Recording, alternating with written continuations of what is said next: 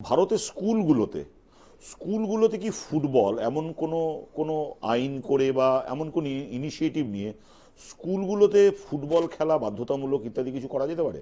দেখুন, বাধ্যতা বলে ডিকটেট করে কারোর উপর চাপিয়ে দেওয়া যেতে পারে না, কিন্তু নিশ্চয়ই আপনি কোনো প্রকল্প আনতে পারেন। যে কথাটা ভালো হলো, আপনার এই প্রশ্নের ভিত্তিতে আরেকটা কথা মনে পড়লো।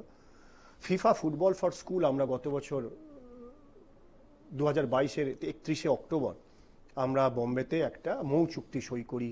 ফিফা প্রেসিডেন্ট আর union cabinet education minister Dharmendra Pradhan এবং অল ইন্ডিয়া ফুটবল ফেডারেশনের পক্ষ থেকে আমি সেই মৌতে সই করি।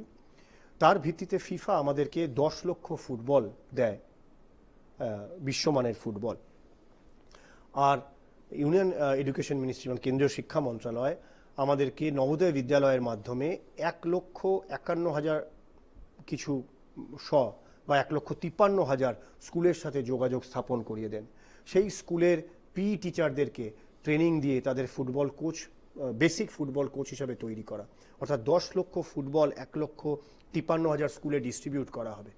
সেখানে প্রায় 2.5 কোটির বেশি ছেলে ফুটবল খেলবে।